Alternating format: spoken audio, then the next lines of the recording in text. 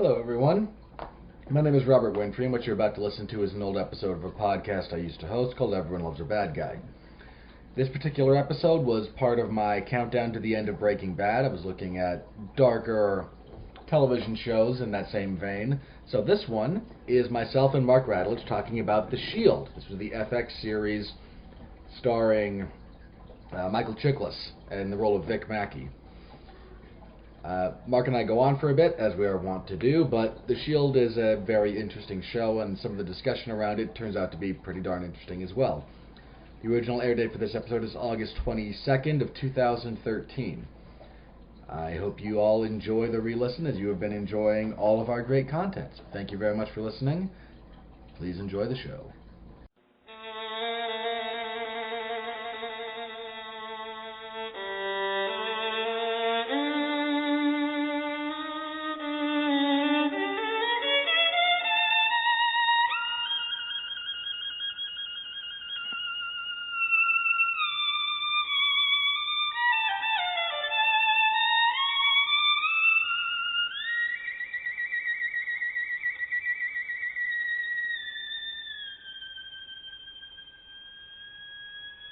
When the devil is too busy and does a bit too much, they call on me by name, you see, for my special touch. To the gentlemen, I'm misfortune. To the ladies, I'm surprise. But call me by any name, anyway, it's all the same. I'm the fly in your suit, I'm the pest in your shoe, I'm the bee beneath your bed, I'm the bump on every head, I'm the heel on which you slip, I'm a pin in every head, I'm the thorn in your side, makes you wriggle and writhe, and it's so easy when you're evil. This is the life you see, the devil tips his hat to me, I do it all because I'm evil, and I do it all for free. Your tears are all the pay I'll ever need.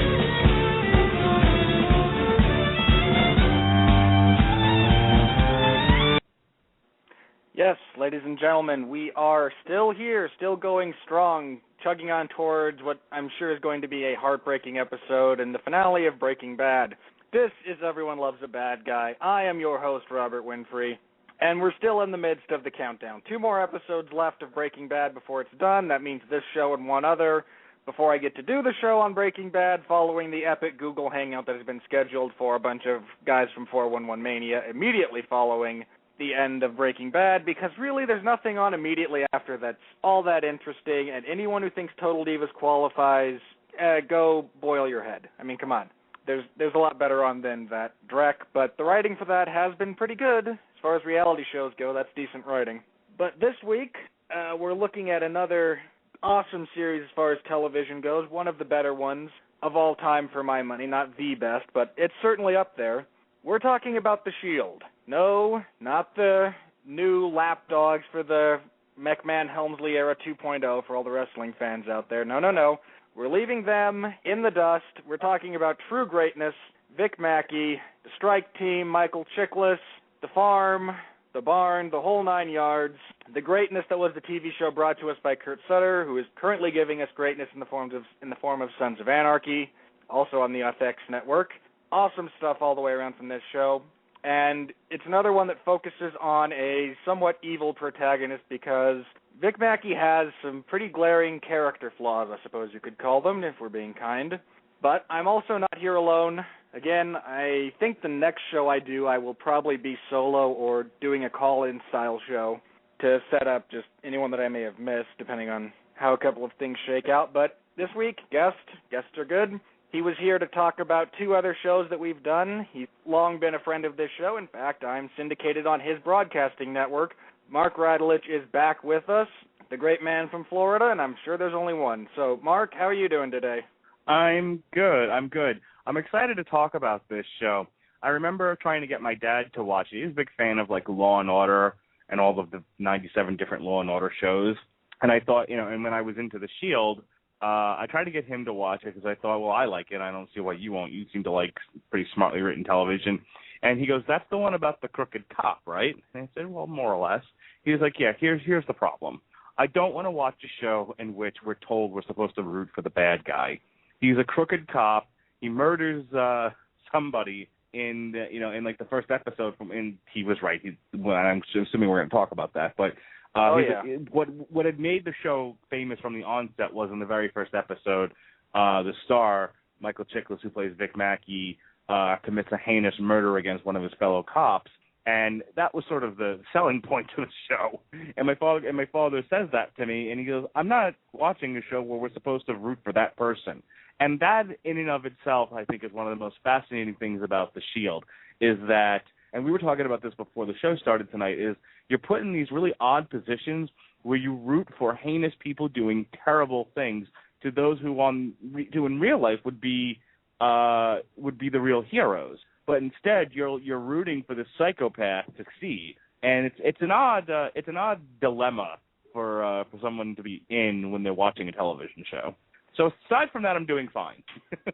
Well, that's good, and yes, I especially want to talk about the first episode because for my personal introduction to The Shield, I found some reruns during the I think it was the third or fourth season. They were rerunning some from the previous season on one of my local stations. I think it was the CW at the time, before it became the CW, whatever name it had prior to that. And I liked it. My problem was it was constantly edited for content and in some cases for time, because what you can air on FX is different than what you can air on free broadcast television that anybody can pick up with a set of rabbit ears. So I went back. This is how long ago my love affair with The Shield started, ladies and gentlemen. I rented the first 3 or 4 seasons from Hollywood Video. Yes, I was helping keep that particular institution afloat for a while because I couldn't find them online at the time for a variety of reasons, and I wanted to see what was going on, see what had led up to the point, to see where things were going, et cetera, et cetera. And the first episode is absolutely key to the introduction of Vic Mackey and, by extension, Shane Vandrell, because everything kind of after that, Vic Mackey, and a huge credit to the cast here, because they managed to create these situations where these horrible things and these horrible people, by and large, can be almost justified and looked at in a different light, because not just of the strength and of the actors and the charisma that they bring to their roles, although that's a huge part of it, but some of what Vic Mackey does, you look at it and you kind of go, okay, that's not the worst thing in the world. There are some morally justifiable actions that he takes. I'm not calling them correct. I'm saying there is a line of thought that can lead to them being justifiable. I cut a major drug supplier some slack on the street so that we don't get drugs being dealt in elementary school. I can see the logic there. Let me jump in here with this. Another thing that my father had said at the time, which goes to your point, was that, and I've heard other cops say this show was fantasy porno for law enforcement. Yeah, I imagine that. Because part of the show's success was, and I'm going to relate this, people who know, everyone from 411 has some attachment, I think, to professional wrestling, because that's what drew us to the site in the first place. So you'll find that even if we're talking music, movies, video games, etc., all roads will lead back to pro wrestling. And in this case, it's the Shield is very similar to the Austin era in professional wrestling under the WWE, where Austin played a character that people sort of lived through. You know, Vince McMahon very famously said, who doesn't want to punch out their boss? Well, this guy did it every Monday night for like 3 or 4 years or whatever, however long that was, where he was at the top. However long the Austin McMahon actual feud was. He every week would go out there and live the American dream, as Homer Simpson said. You know, he got to beat up and humiliate his boss on a weekly basis. Well, Vic Mackey, Michael Chiklis' Vic Mackey, got to be the cop with no rules. He got to be the guy who, you know, could beat confessions out of people, and I mean, not the robbing the Armenian money train part, or, you know, killing your fellow police officers. I'm really pretty sure most of them looked poorly upon that sort of behavior.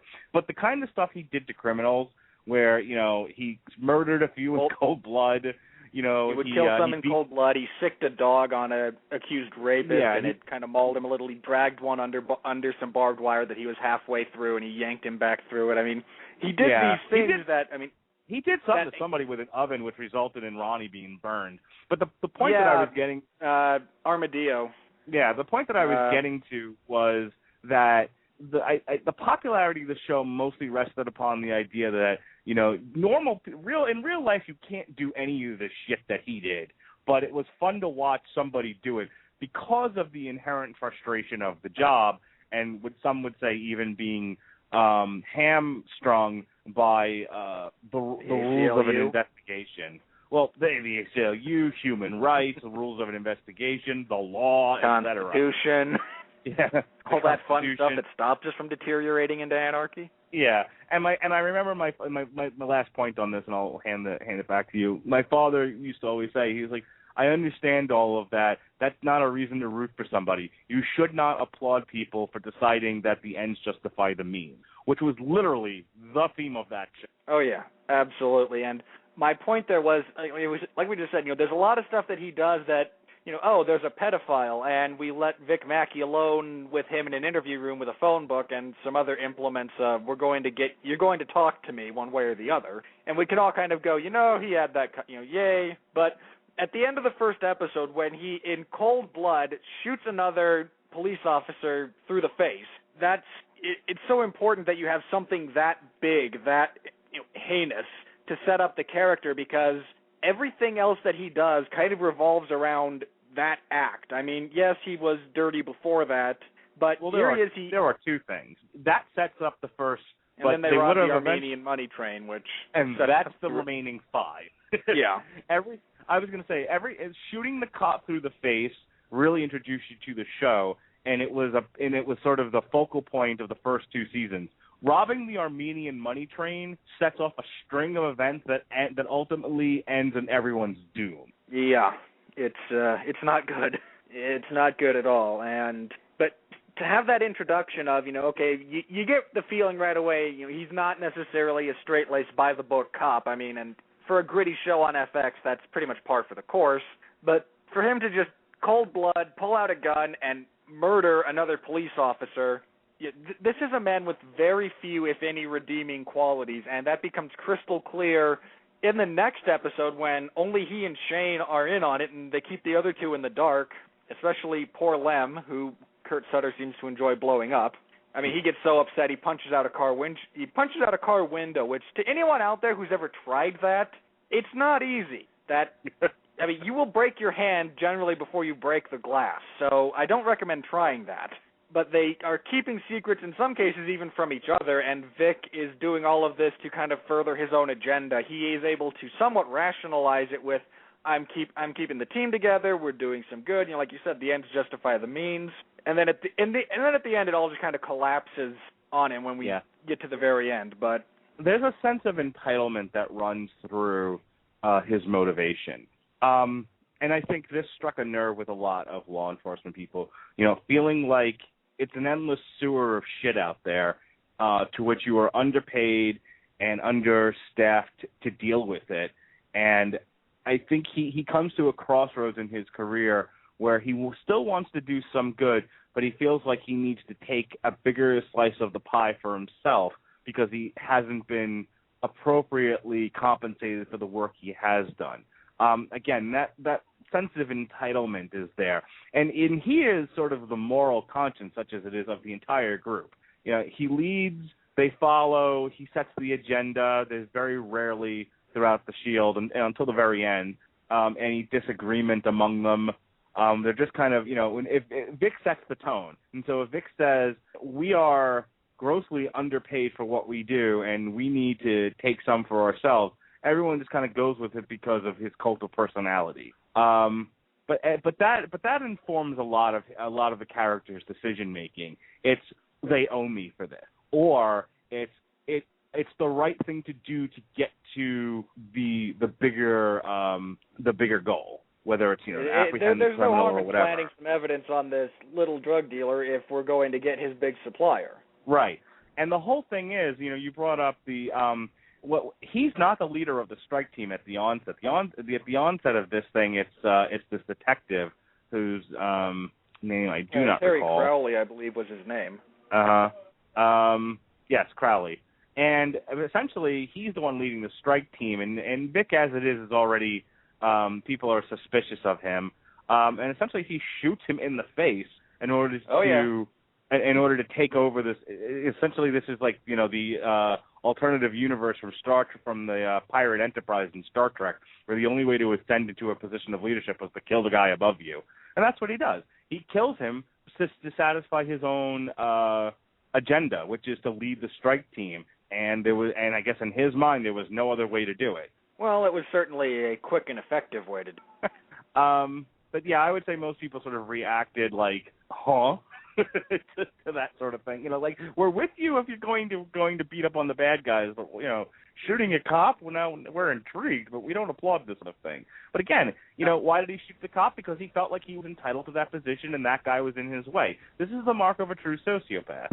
Yeah, Michael Chiklis has described the character as kind of a combination of Hannibal Lecter with a Machiavellian sensibility and without quite the same drive to kill. He is always looking out for himself first, then his team, because they reflect on him.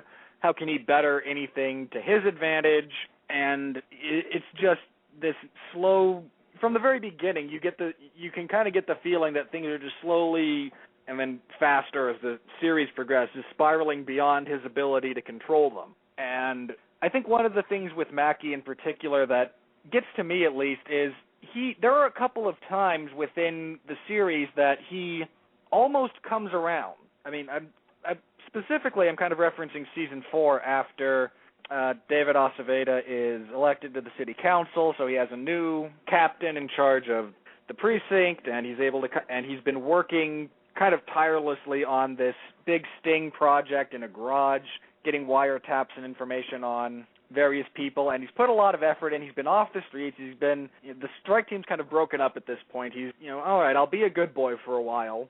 And he makes a deal with the captain, Glenn Close at the time, that, okay, I'll keep doing this, but, get me back out on the street after this is over. Let me go where I can do some good, is his way of putting it. In reality, he just wants to get back out and manipulate things again. But at the same time, he's, you get the sense that, all right, if he may have kind of turned a corner, and if you let him back out, it wouldn't be the same as it was before, at least not right away. I mean, different trajectories and whatnot. But she winds up not being able to fulfill that particular promise, and you can just kind of see in his face as that scene unfolds that, wait a minute, I did it right. I played by the rules. I kept my nose clean. I didn't cause any waves, and I'm still getting burned. And the close of that episode is him walking down the street really kind of pissed off at the world, and some patrol car kind of flashes their lights at him, and he just pulls his jacket back to reveal his badge and says, just keep on walking. Just keep on driving, pals. And he's like, oh, boy. He tried, and it didn't work out, so why should he do it the right way? Kind of the message that I think he took out of that. Yeah. Really, what can one say about part of the reason why I'm glad we're talking about The Shield tonight was because when people were talking about Breaking Bad, and they're like, oh, you should watch Breaking Bad if you like The Wire. And as I said before, if you truly think that Breaking Bad and The Wire are similar shows, you either haven't watched or don't understand The Wire. But the show that I have compared Breaking Bad to, and the more we talk about The Shield, the more I realize that Walter White is the non-cop version of Vic Mackey. Breaking Bad and The Shield, yes, they're both bald. When you think about Walter White and Vic Mackey, they are really the same character. They both have an ends justify the mean mentality. They're both sociopaths.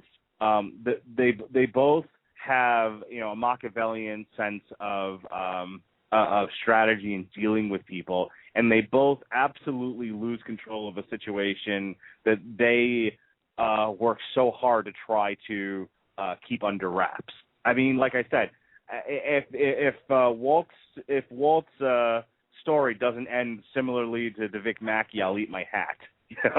It really is. I mean, Breaking Bad, to a large degree, I'm not necessarily, obviously, they are two different shows. One's about a chemistry teacher becomes a meth dealer, and the other one's about a cop.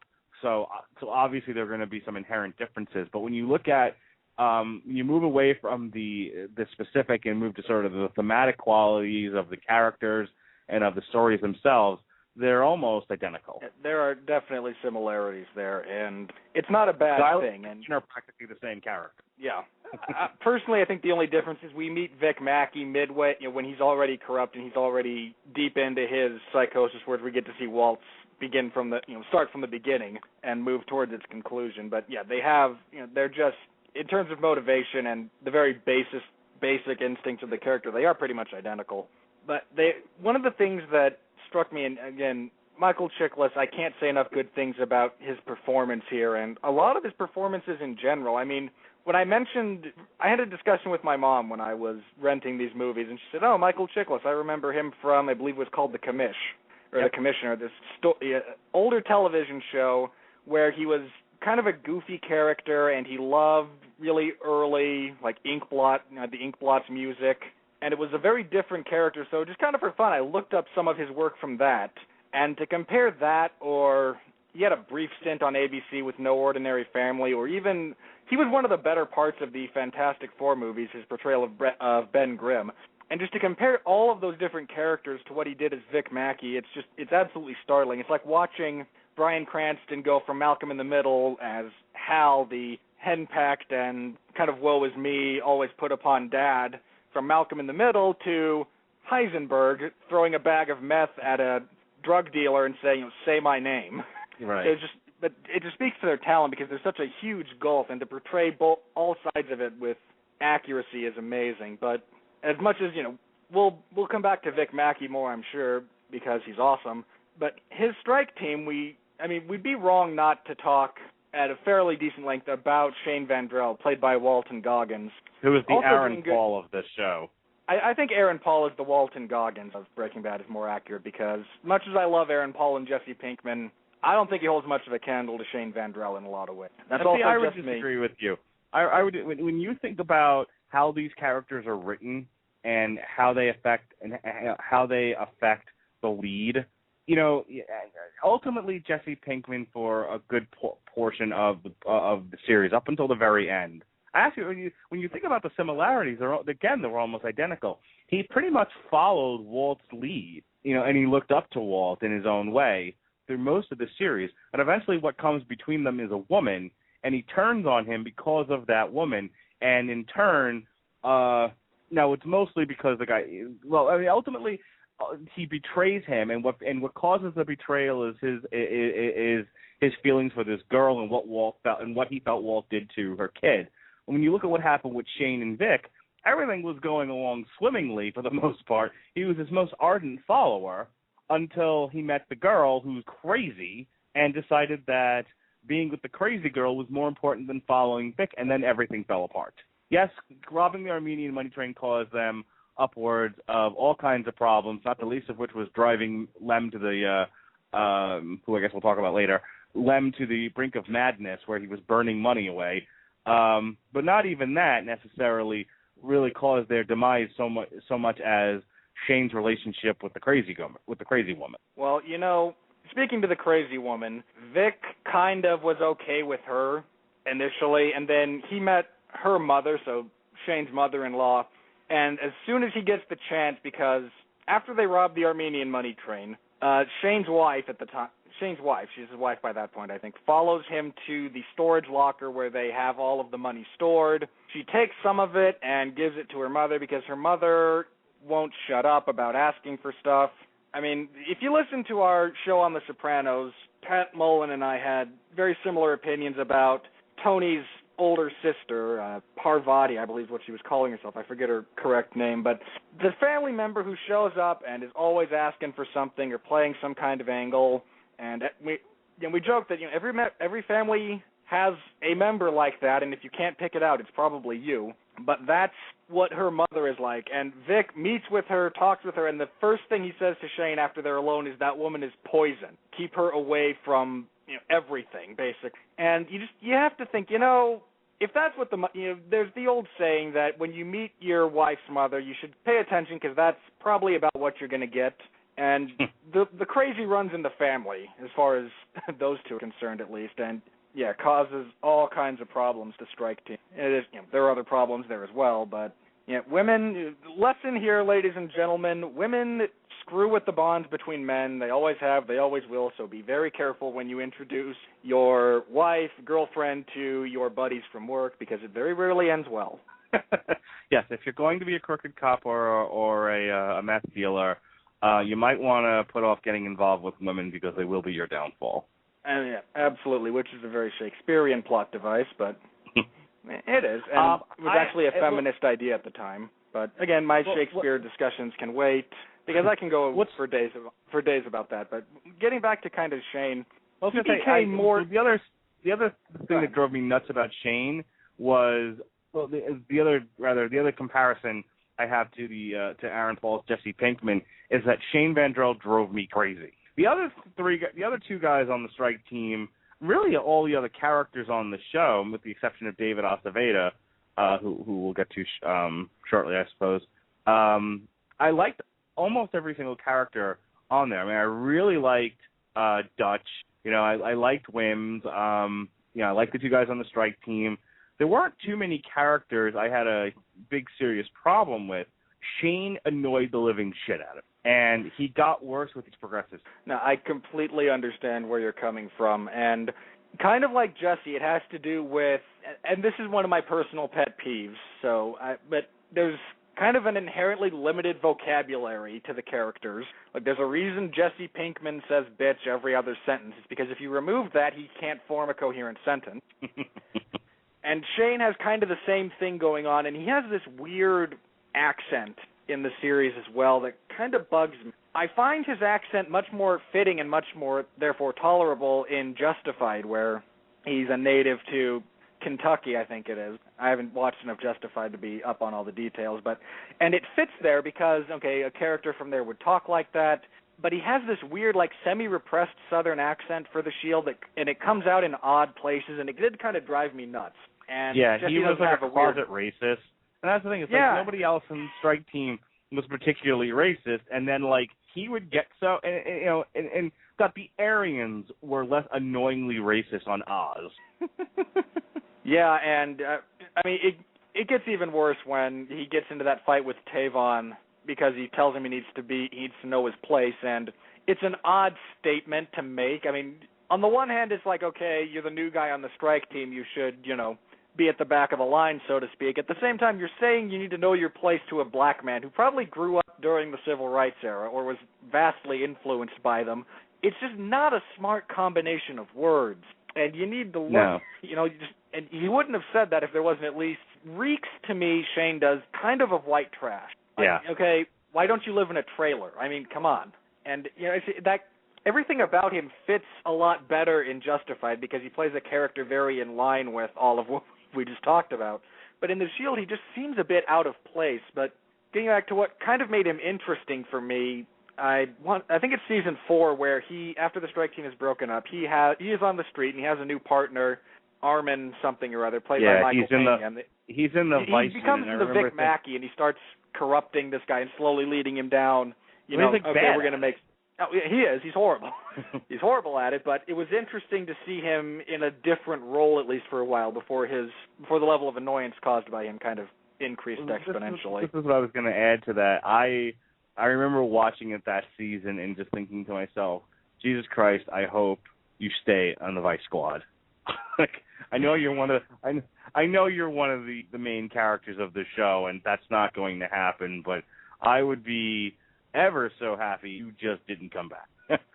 I was quite happy with him being on the Vice Squad and not an actual, full-on member of the Strike Team, and I was like, please leave it this way. I was very bummed when he came back. Well, there's plenty of legitimate reason for that, but again, the relationship between him and Vic is one of the driving forces of the show, and like you said, his wife, Shane's wife, not Vic's, just starts kind of slowly driving a wedge between them, and in some cases it's legitimate points that, in some cases, semi-legitimate points. In other cases, it's almost like, she would rather he be the king than Vic be the king, and she just wants to reap the benefits of being married to the king. And it just spawned that whole odd dynamic, and it was actually really, I mean, for my money, it was terribly sad in the finale when Shane decides the best way to handle this is to kill my entire family and then myself. Because the death of children is always tragic, but yeah, and his wife is crazy and probably deserves some of the blame, as, again, a lot of spouses kind of fall into that. They know what's going on to one level or another, and they don't stop it, so a degree of blame has to fall on them to one extent or another, and it varies from show to show. But, they have those two little kids, and the way it was shot and set up, it's just, Vic's reaction after he reads Shane's suicide note to yank the camera out of the wall and just so he can have what I assume would be a mild tantrum/breakdown was just the perfect reaction to how all of that went down, and it was really sad in a lot of ways to see that happen. Yeah. Happy with but dead, I think, if I remember correctly, this was to avoid prison, which ends up being Ronnie's fate. Yeah, it was because they were closing in on him in particular, and so Vic, to kind of set up the whole thing, Vic cut a deal with, I forget the name of the group, again, it's been a while since I've seen the finale. ICE. But ICE, yes, thank you. He cuts a deal with them, full immunity for him and his family and whatnot, because he thinks Shane is going to turn and make a deal, and so he's protecting himself preemptively. Shane winds up taking the coward's way out. Can we talk about that for a second? Can we please. talk about that for a second? It's one of the greatest scenes in the history of the Shield. It reminds me of sort of an odd comparison. Go back to professional wrestling, but it reminds me of when Kane was in the anger management skits, and they're like, "Why don't you tell us a little bit about yourself?" And he's like, blah blah blah, and I have an unhealthy desire to choke slam Pete Rose at WrestleMania. He went through his whole ridiculous history in the WWE in sort of a flat, matter-of-fact way, which had everybody who saw it laughing hysterically. That's kind of what Vic's confession was like. He had built up so much bad will, as it were. He had done so many terrible things, and he had lied about so much that when he finally comes to a full this is one thing you haven't seen in Breaking Bad yet. Walt hasn't fully come clean about everything that he's done. Even when they were going to go off and kill Jesse. Hank. Yeah. Well, that's the thing. Even the confession that they sent to Hank was nonsense.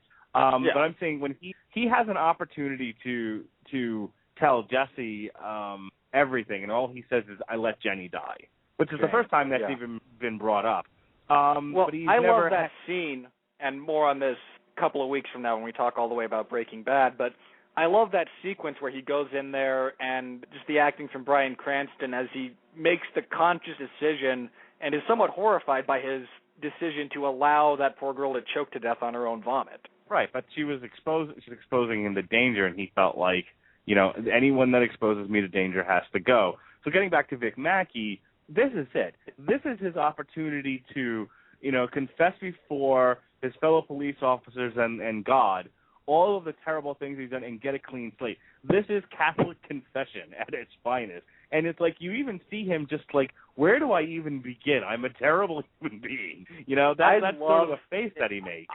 Yeah, I'm with you, and I love that whole sequence. I wanted to find an audio clip of it to play here because but I realized that, without the facials of kind of everyone else involved, it didn't have as much power, and I couldn't find one that had the whole thing intact, and I'd have the parts, and yada, yada, yada. But he sits there and okay, I get full, and the deal they offered him, for those of you who don't know, is he gets full immunity for everything he confesses. So he sits down, he takes a minute to think, and says, "I shot Detective Crowley in the face on such and such date," and the girl who's interviewing him and the people behind the one-way mirror, or behind the glass, kind of wait, what, you shot a police officer?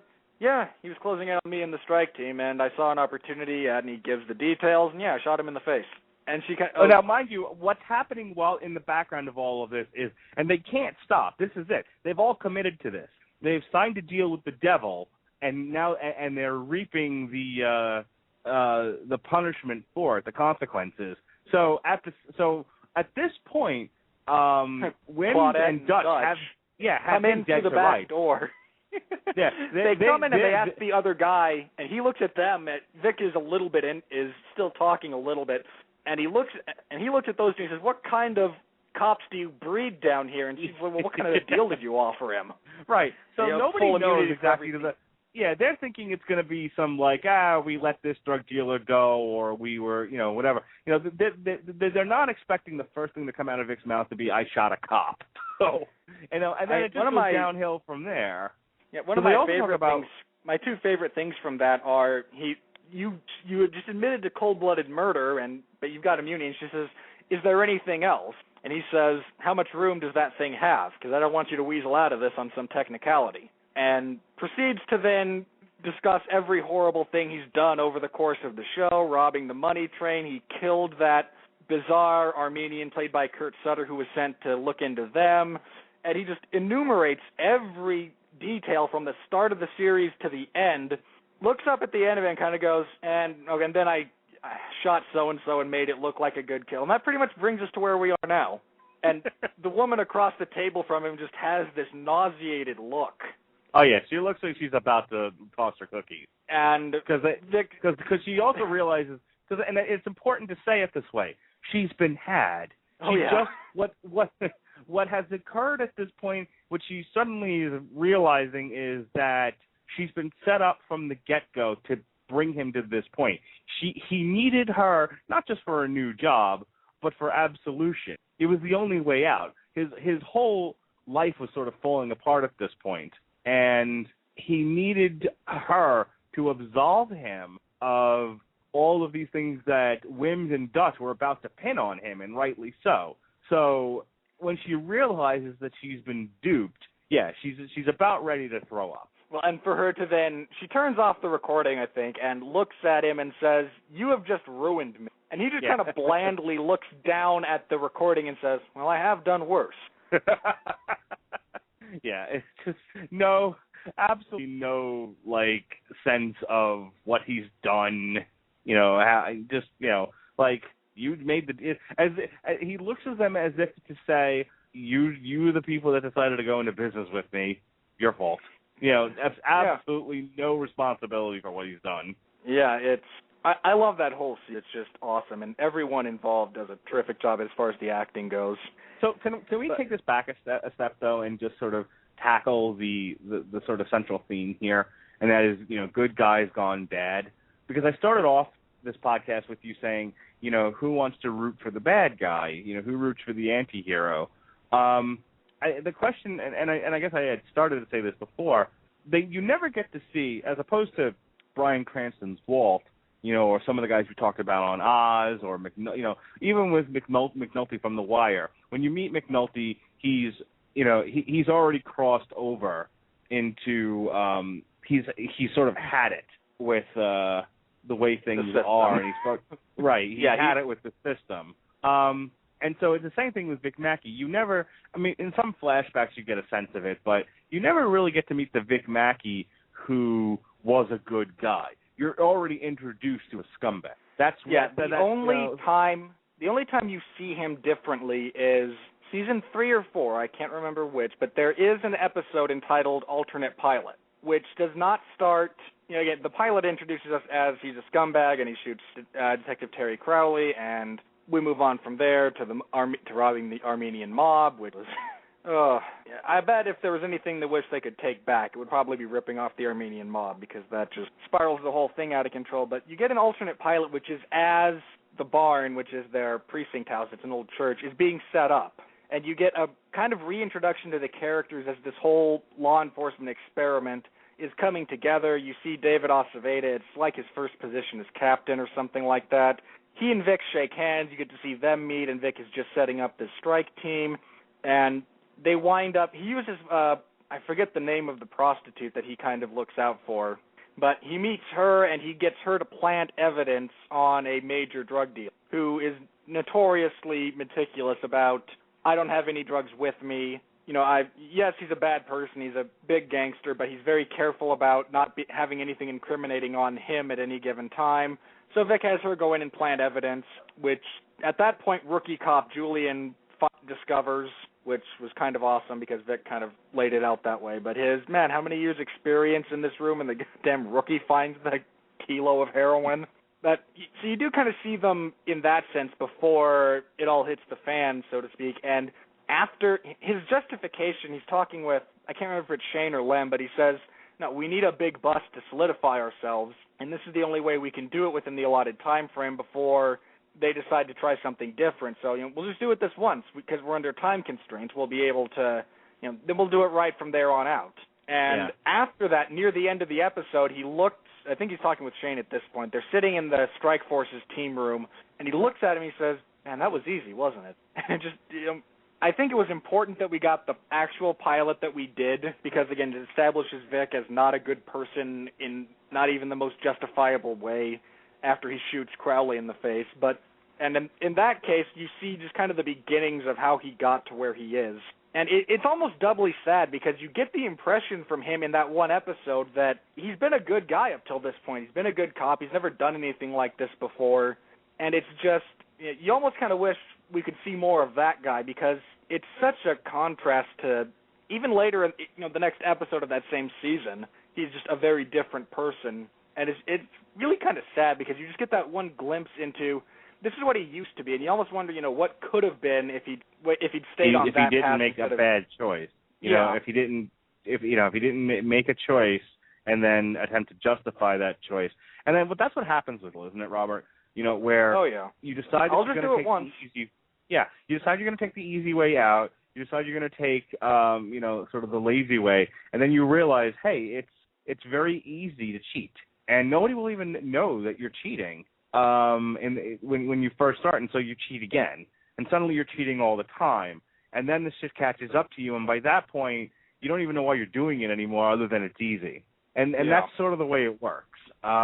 So it's a smartly written character in that sense, a tragic character, but I wanted to make sure that we sort of made that link to yes, Vic Mackey was a good guy, and sort of the weight of his position in the world and how it works became too much for him, and then and he became what we saw. Because it's kind of like the O'Reilly thing. He's such a cool character. Who doesn't want to take a drug dealer's face and drive it into an oven and be able to talk all tough to drug dealers and stuff like that? I mean, he does really, really cool things.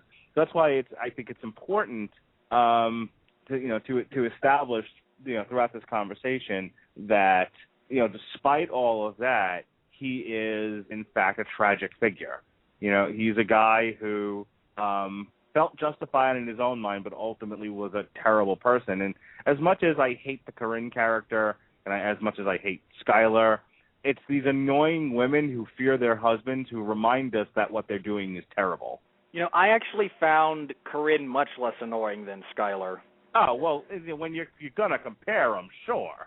I mean, again, don't get me wrong. Objectively, yeah, she's kind of annoying, and a lot of our annoyance stems from her ignorance of events that are going on, because she has no idea what kind of person Vic is and the things that he does.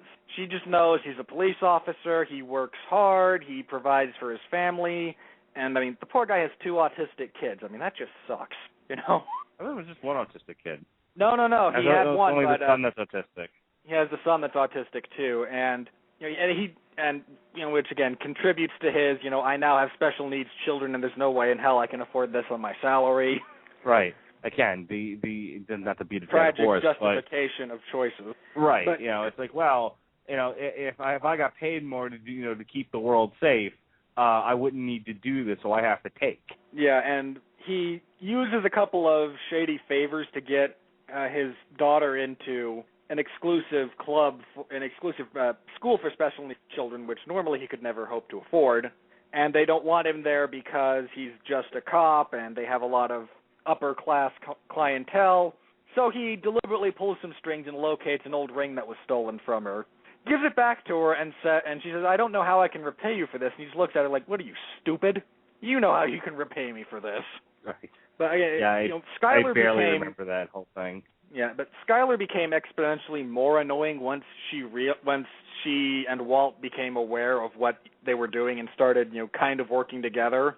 Because at that point, her annoying factor goes up because you don't even have ignorance as an excuse. I mean, when you had no idea, I could understand from a personal perspective why you might react this way under the extraordinary circumstances, okay? Yes, I find it a little annoying as a person because not only do I know what's going on now, I have to deal with you stumbling through the dark, but you're written a little annoying. It's okay. Some wives are. Not speaking for all wives or all husbands, but some wives, statistically speaking, are annoying. But once she realizes, once Walt tells her, no, I sell methamphetamine, do you know how much I make in a day? And she then becomes even more annoying and more, like, horrified by what he does. I'm like, what the hell did you expect? Yeah, they're very Corinne white at on least, that show. They're very, very white, very naive, very like, what? Meth? Millions of dollars? I don't understand. You know, like. Okay, wait, I can't be compelled to testify against you, so let's make our money and get out of this. Oh, wait, you actually have to engage in criminal activity? You have to hurt people? Wait, no, I don't want to do this. And how dare you come home and sleep with our children under the same roof? And what the hell did you expect? Yeah. You know, Corinne had a willful... Corinne had a willful ignorance, but she also wasn't a willing dupe either. Yeah, and again, that's why I found her tolerable, because everything that she did came, and as soon as she found out, I mean, the scene where Claudette explains to her Vic Mackey's various felonies, among other things, she reacts as you should react. She immediately gets her children, leaves him, serves him with divorce papers from some other location. Just, no, you know, I was willing to kind of stand by you when I thought you were a good cop, and, you know, maybe if you took a shortcut here or there, I'm not there, I'm not on the job, okay, you're still my husband, I'll stand by you for little things maybe, but no, you've done all of this, you have amassed this mountain of shit, and I will not be buried under it with you. Yeah. Which, again, like I said, Corinne was moderately annoying, but she also was less annoying than Shane, which served to help, because I don't find Skylar more annoying than me, but that is also just... But another major player in the good guy, in the, theoretically and potentially good people who make bad decisions and have to kind of deal with the consequences, we need to talk about David Aceveda. Okay, I want to stop you there. Okay. Because I want to challenge you. I'm gonna come on your show and I'm gonna point my finger in your chest and I'm gonna challenge you, Robert Winfree, like no man ever has. All right. Okay. You walk into a house. A little tired. Sorry. You walk into a house. Someone puts a gun on you, right? Yeah. And so they got the jump on you. Says drop your weapon. You do, because they got you dead to rights, and you don't want to die. And they put the gun on you, and they say, get on your knees and blow me. What do you do, Robert Winfree? Your choices here are blow the guy or possibly risk being shot in the face. I don't theoretically have a problem with that decision. That, like you just said, that decision is, perform oral or die. And well, you haven't answered my question. No, hang on, I'm getting there. Okay. Now, there are people out there, I'm sure, who would say, go ahead and shoot me in the face. I'm not one of them. I'll stand, I don't think he made a bad choice in that particular circumstance. I mean, it's a horrible circumstance, but there is no good choice there. His bad decision-making starts after that, when he then decides, I can't possibly let anyone know this happened. I have to cover it up. I have to find this guy on my own, and now, courtesy of this, I'm unable of this, trauma, and that's a trauma. I mean, I'm not trying to I'm not trying to belittle anything here. The man, he was sexually assaulted, and that's not a light thing. But the fact that he just has this stupid, and I don't mean to make this sound racist. So anyone, this is not a racist remark. I apologize if you take it this way. There is a cultural difference in the Latino community that's been addressed several times, where they have machismo, and that's a very different type of swagger and pride that goes along with the pride and kind of stupidity that comes with being a man, because we've got a lot of that too. So when you combine that with his stupid Latin pride, and again, I don't mean to be racist there, it's a cultural thing, not a racial thing, and it's just a phenomenon, I'm not saying it's a bad thing, there are benefits too. But when you combine those two things together, he can't talk about it, he can't seek the help that you need to seek after an incident like that, because you can't just put it in the closet and go on, and that's what he tries to do. He locks it in his safe, he gets pictures of the guys, finds him, gets him sent to jail, and his decision not to just confront that whole issue out in the open, more or less, comes back to bite him over and over again, especially once he becomes elected to the city council, because... Yeah, it's his Armenian money train for sure. Yeah, because the person in question took pictures of it and had them somewhere, and if he'd just come out and said this happened while I was on the job, I'm not saying it's an easy thing to deal with, especially in a, testosterone-fueled environment like that particular Hang on one was. second. Could you imagine had there been a Twitter back then? Okay. Oh, Facebook man. was around, but it wasn't as popular at that point. It would be popular in the coming years. Obviously, it's popular now. In fact, it's so popular, people are now starting to go away from it. But MySpace wasn't even a huge deal at the time. It was getting there. Right. So so social media and the instant sharing of every intimate detail of your life was not so easy. Yes, we had camera phones, and this is obviously a situation where it was used, but utilize the camera phone to to share, instantaneously disseminate this stuff. Right. So, like I said, imagine there's Twitter. Back when he rapes this guy in the face. Oh, forget it. Acevedo would have been over. Acevedo would have been dead. Yeah, because he would have just blithely shared it at the moment and gone on from there. But right. Yeah, the point there being, if he had confronted this issue, I mean, it develops into a bigger deal. I mean, he thinks he's attained some level of closure after he kills the other guy involved and arrests the guy who did it to him and sends him back to jail, and he seems to think that this modicum of closure will fix all of his problems. And in the very next episode, which is the next season, his wife is annoyed with him because he won't sleep in the same bed with her, he won't perform, and his wife is very power hungry too, in the same kind of way that he is. She's very ambitious and oriented towards moving up in the world. Her reaction to when he finally admits it to her is fucking hilarious, by the way. Yeah, she goes... You suck?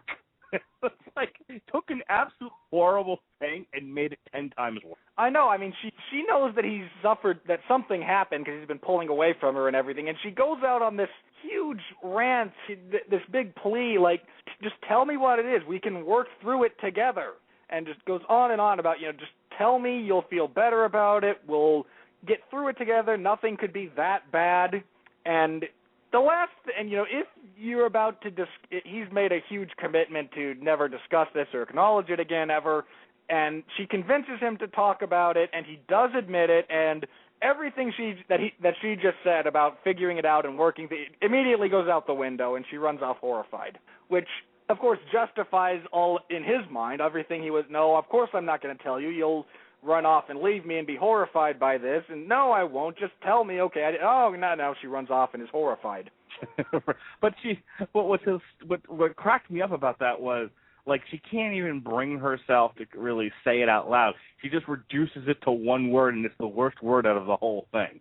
And, I mean, look, I have never been face raped, but should that horrible thing ever happen, I would like to think that the person I'm confessing to isn't going to remind me of it, in that particular, and the actual act itself by me. I almost wanted him to say, like, you've never done it. I mean, something, just the way she reacted, it was almost like, well, we are married, you've done this to me before.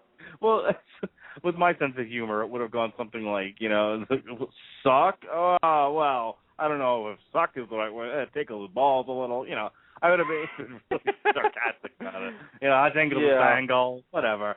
But I have to say, and I make no judgments here, but I cannot imagine a world where I would, and to my detriment, admittedly to my detriment, because someone listening to this is like, okay, Radulich, whatever, I'd fight.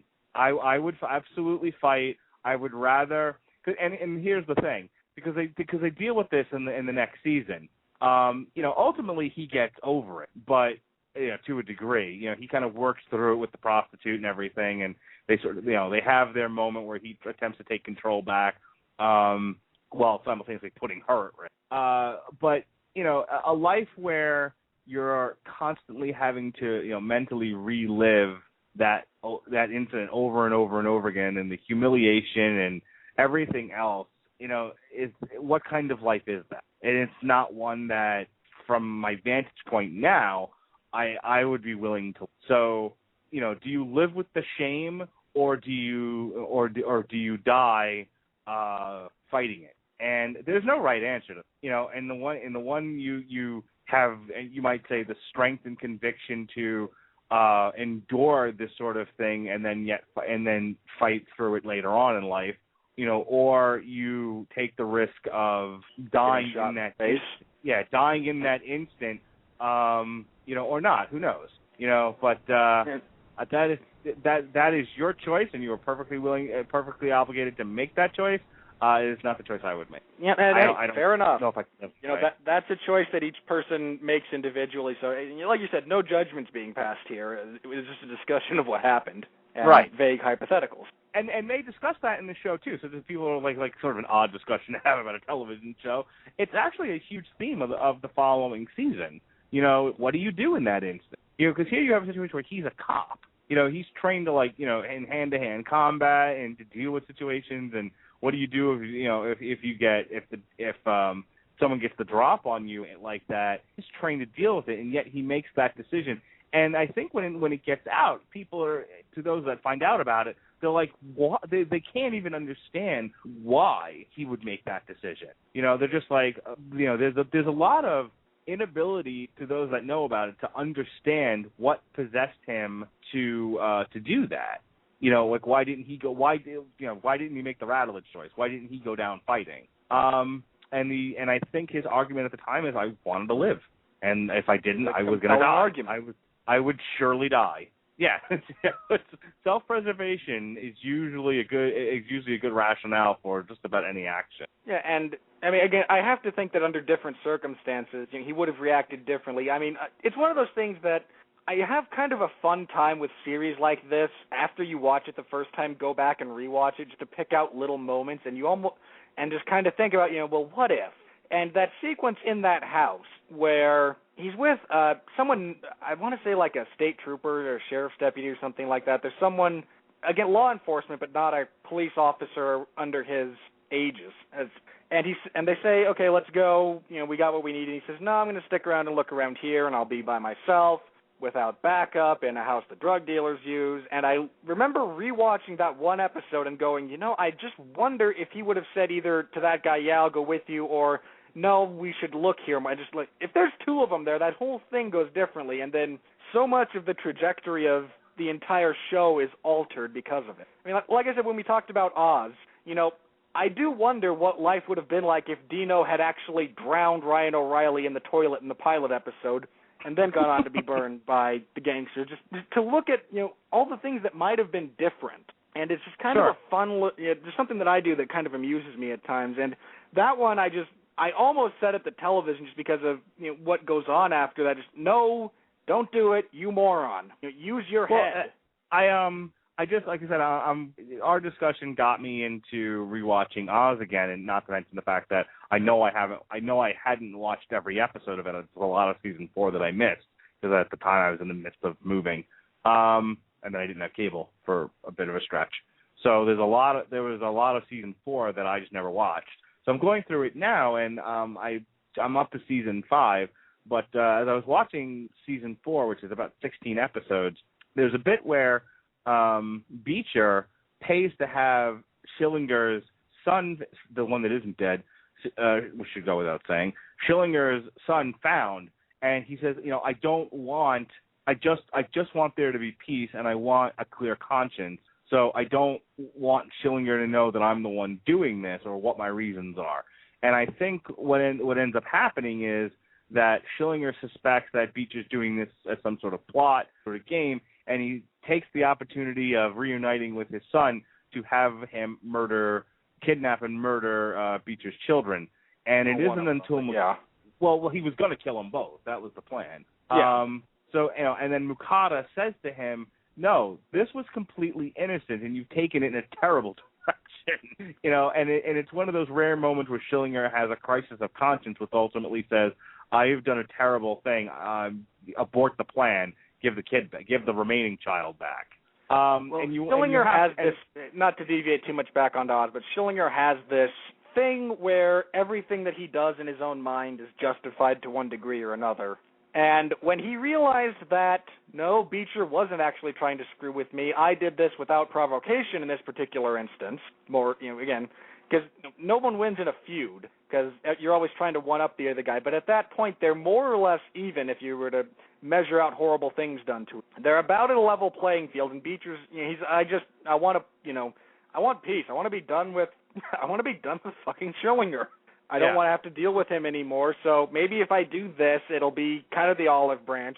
And Schillinger, when he realizes that, is like, oh crap, I did something horrible without even a quasi-legitimate reason. And again, he at least has to be able to justify what he does to himself, and I don't think he could justify that to himself. No, and so the point that I was getting to was that, how much different is that whole scenario if Beecher just says right from the start what he's trying to do and why he's trying to do it, and that's it. Maybe neither one of Beecher's kids get killed or kidnapped this time around. So back to the Shield. How much different is that if Aceveda actually goes in with backup like he's supposed to instead of being fucking super cop? Yeah, it's little things like that. I get a kick out of rewatching and finding stuff like that. And again, I'm with you when, again, the people who do find out what happened to him, their reaction was, it was almost comical in that, oh, there's no way I get a kick out of that kind of because I knew so many people like that who felt the need to comment or, condemn someone for a choice that they made in a set of circumstances, and for them to then say, no, I never would have done that. What's the matter with you? Are you stupid? And it's easy to intellectualize the reality. Sure. It's easy to intellectualize it and say, no, there's no way. When the reality is staring you in the face, it's slightly different and... Literally looking at you with its one eye. Yes. Well, as I said to you before, if I'm ever, God forbid, going to prison or confronted, with a situation where someone is trying to rape me, here and now in the comfort of my own home, I can say to you, I'm Mr. fucking tough guy, and I'm going to fight. You're hardcore. You'll take them all, right? That's right. I'm hardcore. I'll take them all on. I'm from the streets of Long Island, Okay, so the suburbs, but that's hardly the issue here. But when I'm confronted, but when it's staring at me, and all I can hear in the back of my mind is, don't just stare at it, eat it. Maybe I react differently. You never know until your mettle is truly tested how you're going to react in the thick of this. You got a wife and a kid. I imagine that would be running through your mind rather, high on the priority list as, wait, what happens to them if I die here? Listen to Mark and Robert hypothesize over when it is and when it is not a good idea to blow a guy when your life is on the line. Anywho. Anyway, yeah. Moving on from our pseudo-Freudian discussion. Well, hang on. The one thing I want to say about Aceveda is I'm sure that there's more to the character than the time he got romantic with someone's junk. But here's what I want to kind of end this whole rant on, and it goes back to Oz. Oddly enough. And I was actually just watching the episode today where the Aryan gang raped Gunzel, but it was an episode or two after Peter Schibetta got raped for a second time, this time by Schillinger, where he infamously says, I've always what I've always wondered is if my dick's as big as Arabi's, you be the judge. Ha ha ha. And Peter Schibetta is raped for a second time. And there's a discussion that takes place between Rita Moreno, Sister Peter Marie, and Warden Glenn. Oh gosh, what the hell is his real name? Well, it doesn't matter. Ernie Hudson. Warden Glenn. Ernie Hudson, thank you. Hey, you think like we didn't just talk about this weeks ago? And Great, she's like, okay. I'm having trouble getting through to Peter Schibetta the second time around here. I want to find, and I feel like he would be better off if we found the people who raped him. And there's absolute zero interest from Ernie Hudson. Just kind of, meh, shit happens. And she says, and she's trying to figure out why exactly he's underreacting to essentially a failure to protect the inmates, which has become systemic and a real problem.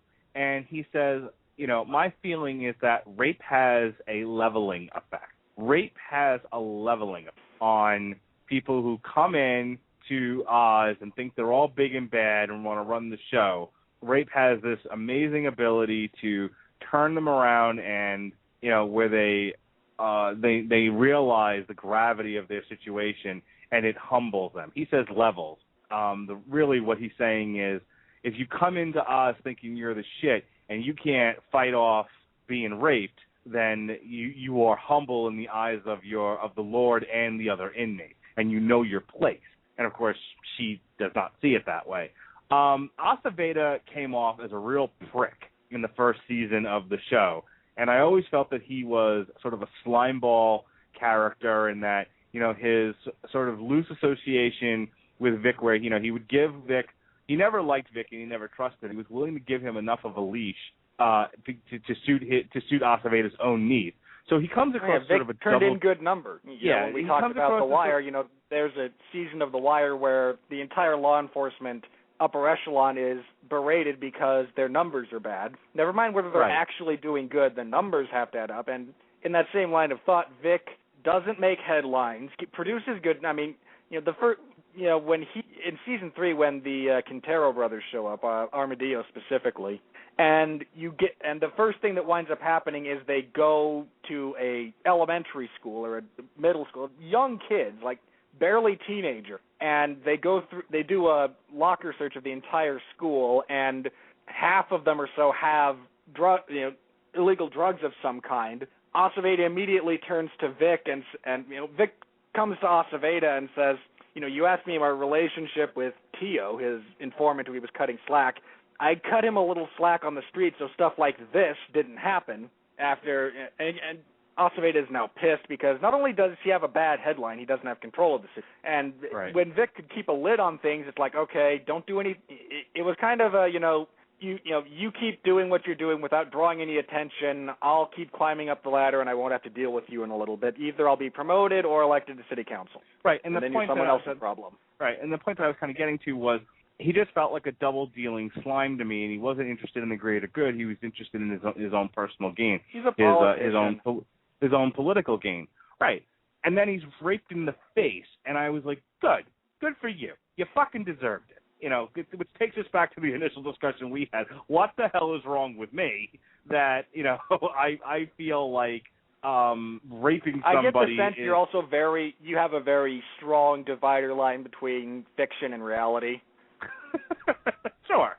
I would not take it upon myself to be a vigilante. Yeah, I think there's a very small number of people you would actually, in real life, that you would say, no, you deserve to be raped. No, there are very few, if any. I'm not saying there aren't people like that out there. There are, for my money at least, but by and large. Don't be evil, Robert Winfree. I can't help it. You're absolutely right. I'm not sitting here walking around going, you know, this is actually the conversation that I have a lot of times with my wife, who, you know, we're both technically conservatives, but she's a teacher and I'm a social worker. How possibly conservative could we be, right? So we have these discussions, and they're very philosophical. It's, you know, what do you do with somebody who cannot be saved? What do you do with somebody who cannot be taught? With social workers and teachers, this is the kinds of things we talk about.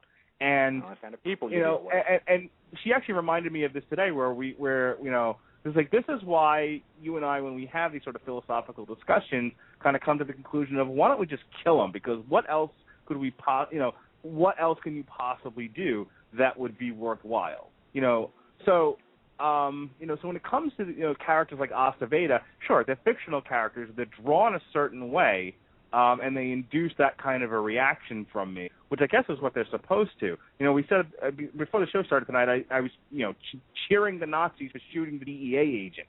Let's remind ourselves, despite the fact that you may or may not like Hank, the DEA is doing a good thing for the greater good. And I cheered the neo-Nazis by, did I mention I'm Jewish, you know, shooting this fucker in the face. So, you know, it's one of those where, you know, I guess I'm having the reaction that, you know, that the writers wanted me to have. It's just an odd reaction because, again, you end up cheering for the bad guy. But the whole point of this thing, and I swear to God I'll stop taking your show hostage, is that the leveling effect. It made Aceveda a more sympathetic character. Oddly enough, the whole rape scenario with him, and then the next season where he was less dealing with his political aspirations and more with the trauma and the internal terror of what he was going through, made him a much more interesting and sympathetic character in my eyes, because I absolutely hated him. No, I agree. He was kind of that was one of my issues with early on. It's like, wait a minute, yeah, he's kind of a slime ball, and he lets Vic, kind of run roughshod. But at the end, he is still in some ways, a good person. Again, not a very good person because he's a two-faced politician, and I hate politicians more than almost anything else. Except maybe you think Ben they should be raped in the face? Yeah, I agree with you. It had an interesting effect on the character, and it gave us something to make him more three-dimensional in a lot of ways than just ambitious politician number 37 who happens to be a police officer at the time. Yeah. All right, we're down to about 12 minutes of on-air time before we go into record mode. So for anyone listening live, and I hope there's some of you, if we cut off the air, it's because we're going over. Links on Facebook and Twitter will follow to the archived version, which will have the thing in its entirety if we go over. If you're still listening after that discussion, give yourself a pat on the back and a hearty, well done. Yeah, congratulations. But one of the things that I feel makes Mackie and the strike team and everyone else kind of one of the things that makes you look at them in some cases a slightly more positive light is the reality of the people that they have to deal with. And specifically, I want to talk about legal disclaimer. If you heard, I did a guest spot on The Long Road to Ruin. I've been there a couple of times. I will be there again this October discussing Hellraiser because Mark doesn't watch horror movies and is taking a bit of a vacation, so Sean Comer and I are going to get into that. But I was there for the Scream franchise, and one of the things I hated about Scream 4 and tend to hate in general is Anthony Anderson. I don't find him funny. I'm going to get somewhere with this, I promise. I don't like him. I don't like his movies. I don't like his comedy, et cetera, et cetera, et cetera. Generally speaking, Anthony Anderson means suck, as far as I'm concerned. The one exception is his character in The Shield, who is a evil drug dealer, but he is also a very intelligent evil drug dealer. He masks his underworld dealings with the guise of civic responsibility, and he's trying to help the black man get out from under the thumb because they're still oppressed, and preaching about how, no, we don't need to sling crack. We can take these skills that the white man has forced us into and use them to a legitimate business, and we can stick it to the white man, all the while he's dealing drugs when in some kind of an evil deal with Shane Vandrell. So a very two-faced character, but his character was the first time I saw Anthony Anderson and went, wow, he didn't horrifyingly detract from this. I have to say, he was the Jim Carrey of this show for me. I don't know if you've heard other episodes of The Long Road to Ruin where I've talked about my absolute hatred for Jim Carrey movies. I think his comedies probably are some of the worst movies I've ever seen in my life. I know a lot of people like to pick on Adam Sandler now, but at least Adam Sandler used to make movies that were funny. He doesn't anymore. Now that's a debatable point, but okay. Now he makes Ponzi that enrich his friends and clearly, oddly enough, make money for studios, but are not actual movies, nor are they any good. But once more time, I assume you feel about Jim Carrey the way I feel about Ben Stiller, and that's burn this man at the stake. He has no redeeming qualities. Yeah, well, like I said, Jim Carrey movies are generally terrible. However, when you put Jim Carrey, I was one of the few people. I remember this when he was on the MTV Video Music Awards, and he was he was promoting, I think, Liar Liar, but he was being nominated for the Truman Show, and he said something. He made like an offhand, like he was doing a bit where he was playing his character from Liar Liar, where he was saying, he was in a very pressured manner of speaking. He was making all of these direct comments. So, like, he was saying, like, I have all of these fans that love me in comedies but don't know what to think of me in a drama. And I remember thinking, well, I guess I'm not a fan because I think your dramas are fantastic. I love The Truman Show. And I thought for once, Jim Carrey actually displayed acting as opposed to I'm with you. his minstrel routine that he does. Truman Show was vastly ahead of its time. I mean, that seems to be what constitutes a show that's ahead of its time, but when you look at The Truman Show, and remember the year that it came out, and you look at where reality television went in the years between then and now, and it suddenly becomes much more of a realistic possibility that show may have been, somewhat prophetic. Yeah. So the point that I was getting to was that Anthony Anderson sucked in everything except The Shield. Well, yeah. He went from being the goofball Anthony Anderson that you kind of roll your eyes at and go, please go away, get off my screen. I ate all the donuts because the script says so, and now I can ask for an antacid while I'm in a Transformers movie for some godforsaken reason. Screw you, Michael Bay, for ruining my childhood.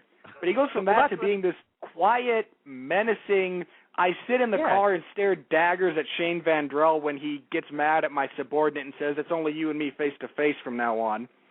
Or he looks at Vic Mackey and says, no, you're not going to get anything on me. I put her partner in his grave before he got me in jail. We'll see how good you do. Right, and that's what I was getting to. Your visceral reaction to Anthony Edwards and his, minstrel-style comedy, not being a racist, it is what it is. Deal with it, fucking people. Anthony Edwards in his comedies acts as a minstrel. He acts the fool. Anderson, not Edwards. Whoever. There's a vast difference. Anthony Edwards is a balding white guy with ginger. He's a redheaded balding white guy with glasses who was a standout in the first couple of seasons of ER. Anthony Anderson is neither white nor red-haired, nor was ever on ER, to my knowledge. So Anthony Daniels, is the Jim Carrey of this show. Awful in comedy, awesome in a drama. Like, this is which makes me feel like so much of Hollywood is just so goddamn lazy. It's like, hey, you donkey, do something funny, dance for the people, and like that's enough. But if you actually direct the man and give him a proper acting role, he can show you that he actually has talent. And it's almost a shame that guys like him and Jim Carrey and Adam Sandler, who's another one who, when you actually give him an acting role, can act and is very good in dramas. Unfortunately, he does a lot of fart comedy. He's another minstrel. It drives me crazy. Yeah, honestly, the funniest movie I've ever seen that has anything to do with Adam Sandler was Anger Management, and that was because he got to play the straight guy. And I found him much more entertaining as the straight guy, with Jack Nicholson being the over-the-top character as opposed to potentially even the other way around. No, I hated Anger Management, and I hated Punch Drunk Love. But there's other stuff I've seen Adam Sandler in where he was absolutely outstanding, but he also wasn't the writer.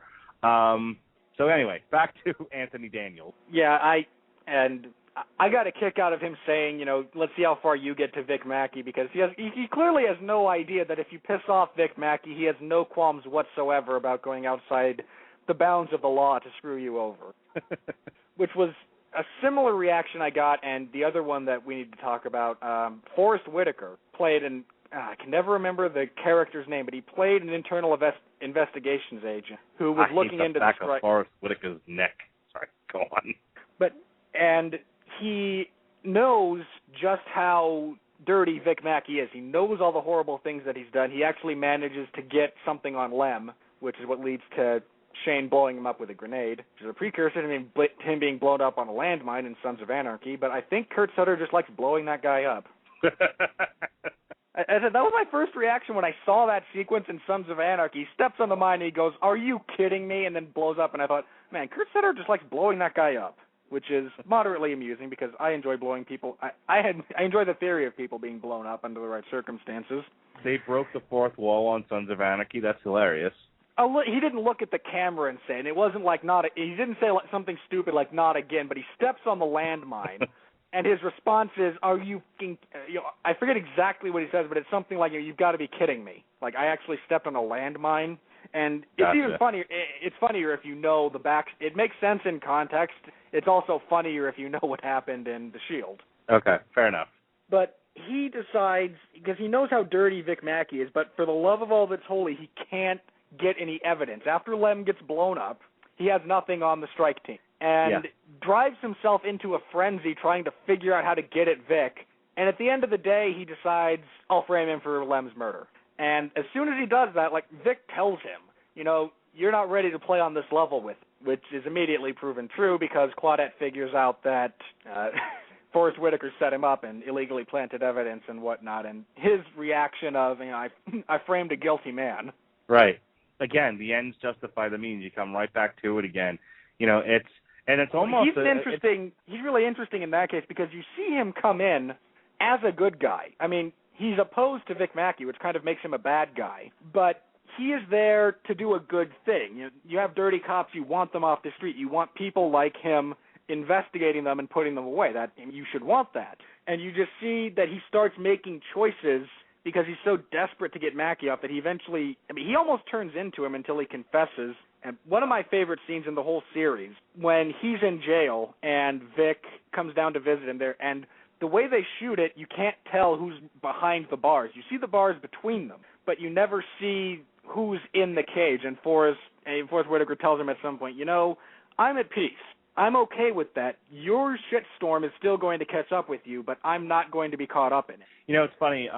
Real quick thing in Oz, Lance Reddick's character, he plays an undercover detective who's trying to investigate the drugs in Oz. And along the way, in order to not blow his cover, he ends up using. He becomes addicted. He kills another. He kills a cop who was gonna give away his cover. And at one point, it all kind of comes to a head, and he's rooming with Augustus Hill. And Augustus says to him usually, "You're not a cop. You're a fraud." At which point he turns himself, and he first beats the shit out of him, but he ends up turning himself into the warden and says, and then they were like, we would have never suspected anything. There was no way of knowing that you killed the cop. Why did you turn yourself in? And he says, because I'm not a fraud. And that, and it rings true here with Forrest Whitaker and Vic Mackey. That's kind of what Forrest Whitaker said to him. It was, I have to live with myself. So I'm not going to continue, and I almost lost myself trying to emulate you. So I'm not going to do that anymore. But, as you said, your shitstorm is still coming, and when you see how it all ends with Mackie, which we should talk about before the show is over, it was a Ghost of Christmas Future moment, really. He was absolutely right.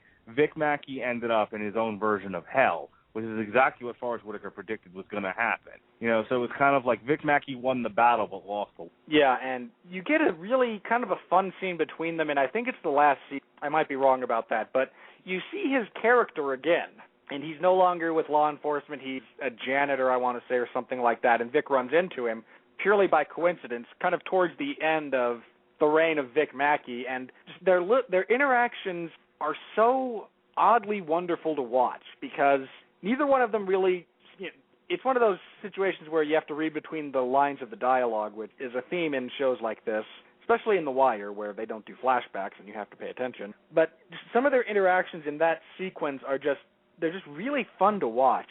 And you're absolutely right, we need to touch on the end of Vic Mackey because, just to set up a bit of this, after he has confessed his laundry list of crimes, and Claudette kind of gets on the woman from ICE about giving him full immunity on anything he confesses to, and Vic was more than happy to confess to everything, so they couldn't get him on a technicality. She says, I may have had to make this deal, but Vic will never be on the streets again. I'm going to make him do nothing but sit in a cubicle and type reports for the next 20 years. And if you know Vic Mackey, I'm not sure the man can type effectively. So him doing nothing but writing reports day in and day out would, like you said, it's his version of hell. It's like, why am I still here? Right. He had lost everything, including his identity. His identity was very much he was, this street tough cop, who was almost a vigilante. He was righting the wrongs of a system that was inherently broken. Hello, The Wire. So, and then they took it all. He lost his friends. He lost his strike team. He lost his badge. He lost his ability to right wrongs and be that person. He lost his entire identity. He may have gotten away with murder, but in the end, he lost his soul. He lost his family. I mean, he took an incredible risk, and he crapped out the entire way. He got nothing for all of those things that he did. He didn't get the money from the Armenian money train. He got nothing, after when it was all said and done. Yeah, it's an incredibly powerful ending because, you've rode with this character now for 7 seasons. I don't remember how long in years the show was on, but, it's quite a long ride. And when it was all said and done, what the writers told you is everything this man did was wrong, which was good because you really don't want the moral of these stories to be wrong. Well, now what? Hey, look, there's all kinds of ways that could have ended. He could have ended in fucking paradise with some Hayek for all we knew. And then he gets, because that's the way a lot of movies end. You really get a movie like Blow, for example, which I realize was based on a real life story of a Colombian drug lord. But at the end of Blow, Johnny Depp's character is alone in federal prison, and everybody in his life has written him off, and he has delusions that he gets visits by his daughter that don't actually happen. I think it's important, and Hollywood is such, without getting into politics, Hollywood is such a skewed view of morality that it's not above a writer to make the moral of a story cheating is good. Cheat to win, as Eddie Guerrero would say. And hey, look at the Fast and the Furious Wire. franchise. That is nothing but glorifying chronic illegal activity. Right, that's another one. I generally don't care for it, but yeah, I've never watched the Fast and the Furious movies because I don't really have a thing for cars. I guess I'm going to eventually because I have a show about franchises, and that's one of them. But you're right. That's a situation where the movies are about bad people doing bad things, and they're written as heroes. Or the remade Ocean's 11 franchise. Thank you, George Clooney. Yes, that's a good example. There's a bunch of chronic thieves who have the slightest personal moral justification for doing horrible things that screw up everyone else's life, and we root for them because they're written to be the good guys. Right. And it's just, you're right, it's one of the great things that when you get into television, in a lot of ways, especially good television, when you get to an ending, there can be a legitimate ending that makes you kind of look back on everything that happened up to that point, which is what you get with The Wire when McNulty is kind of looking out over Boston Harbor and we get Baltimore, and we get that closing montage of where everyone wound up being and the fact that nothing had actually changed, hence life is useless. Or it's a nihilistic argument, but it's one I've made successfully before. Yes, I was going to say you are such a nihilist. It cracks me up. Hey, I can make those arguments, and I generally have fun doing it. But when you get, the flip side of that, of course, is if you get a weird ending that people focus on instead of looking back on everything, such as The Sopranos, where everyone's more focused on what happened at the end as opposed to looking back on all of the poor decisions and whatnot that were made along the way and actually looking at the morality of it and whatnot. You get that with Vic. He's sitting there typing on a computer. He hears police sirens in the distance, and he almost breaks down into tears because that's where he feels he needs to be. That's where he wants to be, and he's stuck here at a desk wearing a suit, and it's just it's his own version of hell. That is absolutely the worst thing he could possibly be doing. So I'll ask you this question. It's come up in private conversations I've had about the show. Do you think he went home and killed himself? No. Okay. But do you know why I'm asking that question? Because it's a legitimate line of thought. I don't. Well, You want my personal opinion? No, I don't think he would. I don't think he'd kill himself, just because most sociopaths don't. But right. But is it a legitimate line of thought to think that here he is stuck in his own personal hell, and he might decide to go home and off him? Yeah, he might do that. If you're speculating, that makes sense. That's not a bogus way to think about it. It's not like some of the crazy stuff that people who I've talked to who were fans of the show have speculated, and that's why I was asking.